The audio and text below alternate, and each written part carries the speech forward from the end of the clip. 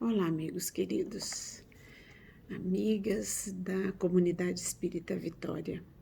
É uma alegria estarmos juntos neste momento de estudo. Nada é por acaso, nós nos encontramos, nos afinizamos e, vez por outra, estamos aqui para fazer o estudo. E eu sou muito feliz com isso. Que a doce paz de Jesus nos envolva. Que os nossos amigos espirituais, no momento em que estivermos fazendo esse estudo, estejam conosco, possam trazer companheiros que necessitem dessa palavra. É uma bênção esse momento, então aproveitemos. Nosso estudo de hoje é no capítulo 5, Bem-aventurados os aflitos. Nós interpretamos as nossas provas como aflições, e são aflições. Sim, muitas vezes e sempre as aflições que nós elegemos para nosso burilamento, para nossa evolução. E no item 27, pergunta-se: deve-se pôr termo às provas do próximo quando se pode ou é preciso, por respeito aos desígnios de Deus, deixá-las seguir seu curso? Dissemos e repetimos frequentemente que estais sobre essa terra de expiação para rematar vossas provas e que tudo aquilo que vos sucede é uma consequência de vossas existências anteriores, o ônus da dívida que tendes a pagar. Mas esse pensamento provoca em certas pessoas reflexões que é necessário deter, porque poderiam ter consequências funestas. Alguns pensam que desde o momento que se está sobre a terra para expiar, é preciso que as provas tenham seu curso. Há mesmos que querem até crer que não somente é preciso nada fazer para as atenuar, mas é preciso, ao contrário, contribuir para torná-las mais proveitosas, tornando-as mais vivas. É um grande erro. Vamos parar por aqui. Estamos falando do capítulo de Bem-aventurados os aflitos. Por quê? Porque a aflição, na interpretação da vida material, é algo de muito sofrimento, às vezes de muita revolta. Mas aquele que é espiritualista, aquele que é cristão, ele confia que cada prova, que cada pedra colocada no seu caminho, que cada dificuldade é uma batalha a ser vencida, uma batalha a ser vencida com amor, com humildade. Mas a pergunta aqui, ela se refere se nós devemos ou não ajudar aquele que está passando pela expiação. Ora, se ele passa pela expiação como um mal que vai ser o remédio para seu benefício, se nós interferimos para auxiliar, é natural que pensemos que isso pode atrapalhar o curso das suas provas. E isso é um engano. Pela leitura, pelo Evangelho e uma combinação também com o Livro dos Espíritos, que eu vou ler, nós temos que entender que, acima de tudo, a lei de amor e caridade.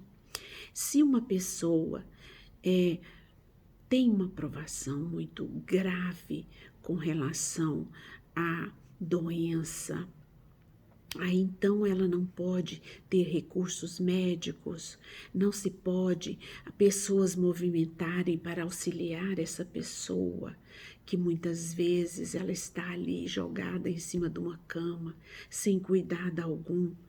Às vezes ela escolheu aquilo, é verdade, mas também nós estamos também na prova, a nossa prova da caridade e da lei de amor. Então, devemos sim fazer qualquer ação que seja benéfica para amenizar aquela dor.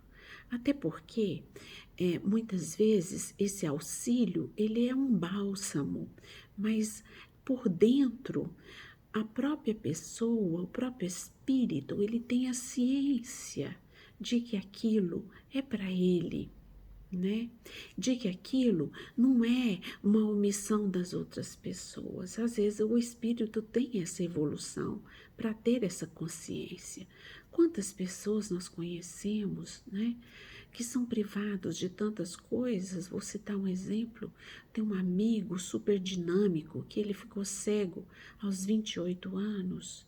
Ele, jovem, em plena fase da sua juventude, estudando psicologia, com muitos ideais, inclusive de ajudar e tudo. Ele perde a visão por uma doença incurável. E não há cura para essa doença, é um problema na retina. E ele perde essa visão.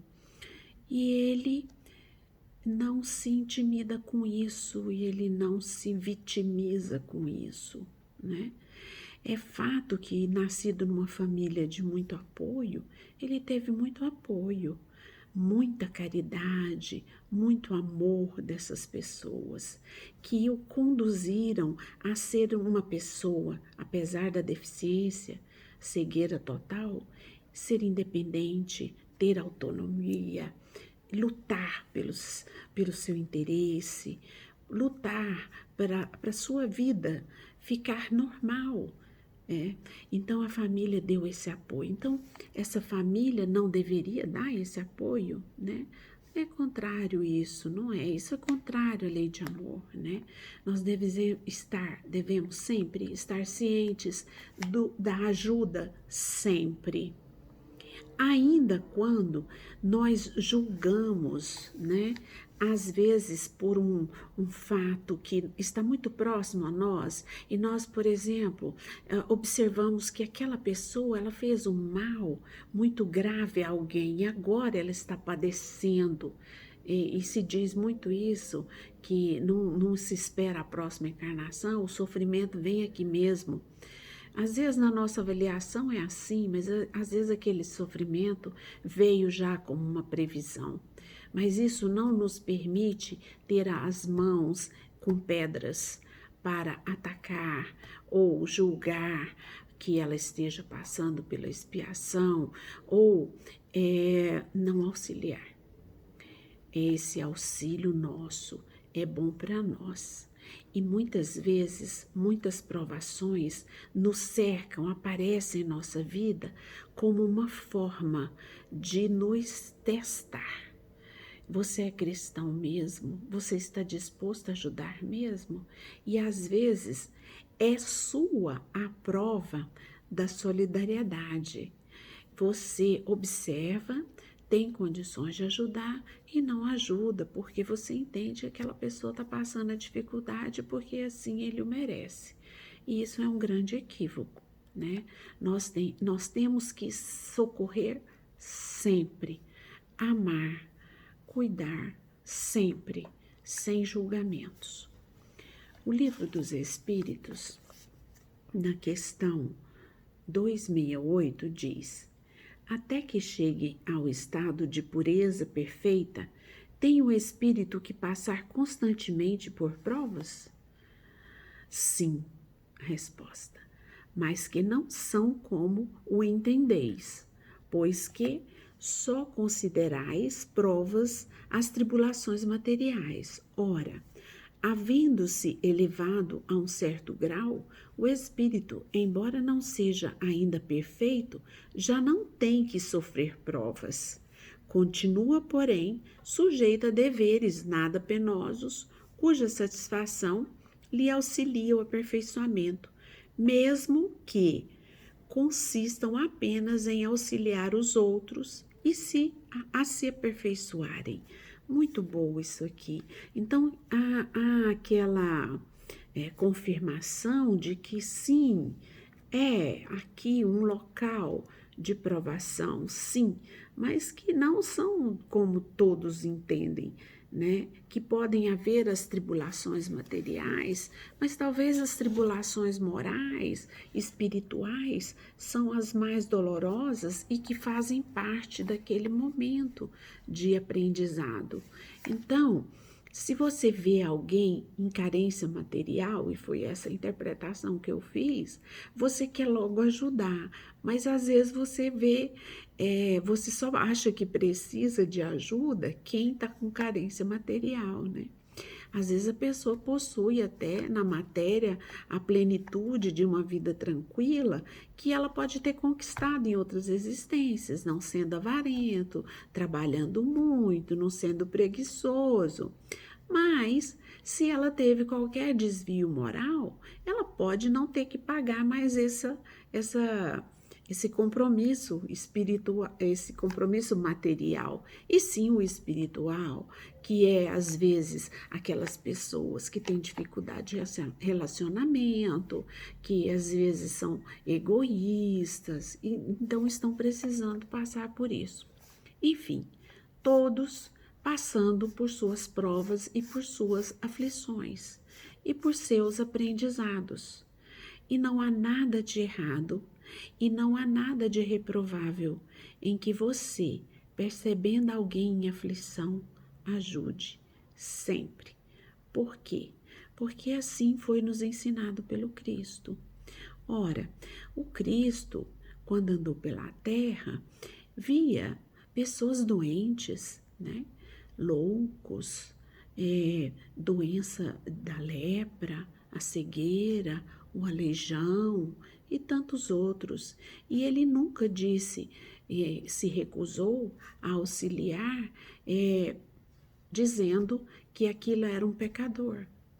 Pecador, Cristo sempre soube que nós todos éramos e somos, mas ele sempre ajuda. Sempre ajuda. E aí, em qualquer aspecto, de nós aqui como irmãos, né? Senão não seríamos colocados como irmãos, né? Seríamos colocados como juízes. Nós somos colocados como irmãos.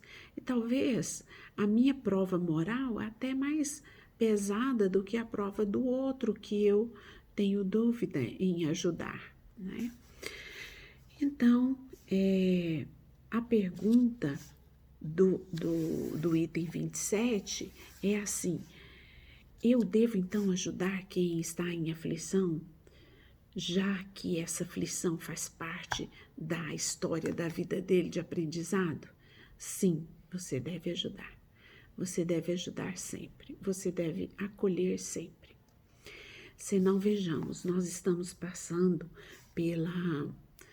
por essa provação da pandemia mundial, né? Pandemia já é mundial, em que muitas mortes, muitos sofrimentos, e não escolhe classe social, idade, condição financeira, todos em muito sofrimento, em muita aflição.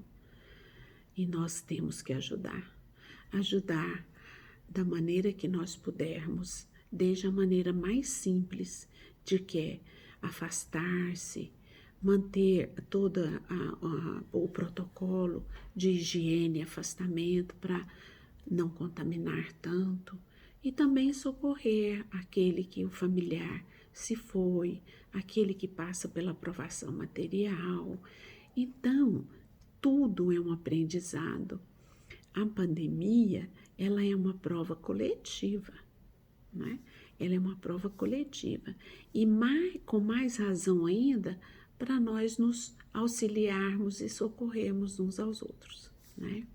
Então, tranquiliza o nosso coração sabermos isso, que ajudar é sempre.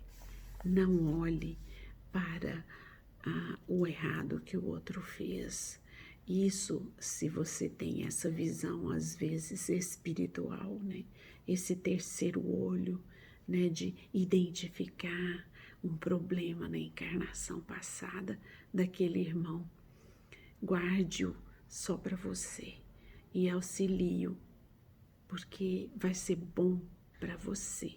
Você vai conseguir se sentir melhor, acumular seus bônus e talvez muitas das provações que você teria que passar com essa atitude, você vai amenizar também as suas provas, né?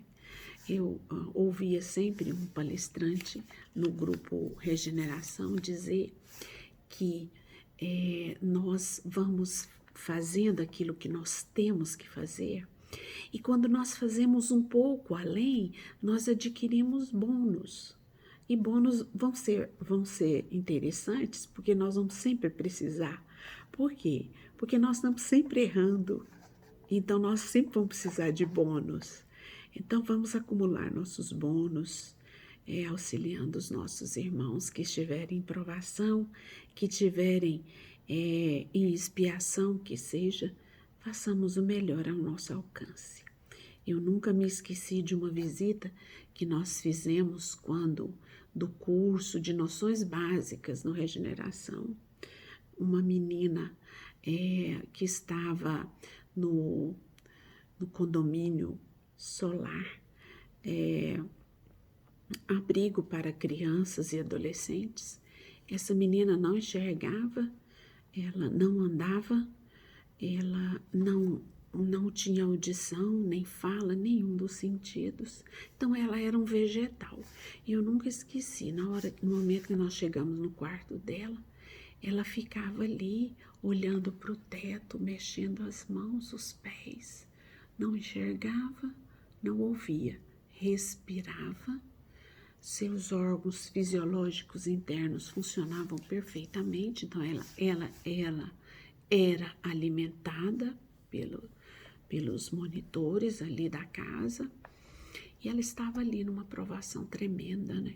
Tremenda provação. E nessa provação, aquele que chegasse e que apertasse a mão dela e ficasse ali com ela por alguns segundos, estaria numa grande atitude de amor e caridade, né? Porque conversar ela não tinha como, porque ela não ouvia. Fazer por gesto não tinha jeito, porque ela não enxergava, né? Então, o que se podia fazer era o toque. E isso é aliviar essa dor.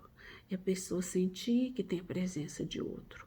A pessoa que toca na mão, a pessoa que acaricia os cabelos, a pessoa que leva o alimento, a pessoa que limpa o quarto do doente para ele, a pessoa que faz uma comidinha gostosa, né? Para ele estar em provação. Então, isso são atitudes positivas que estão voltadas, né? Então, resumamos assim, está aqui dito no final do item 27.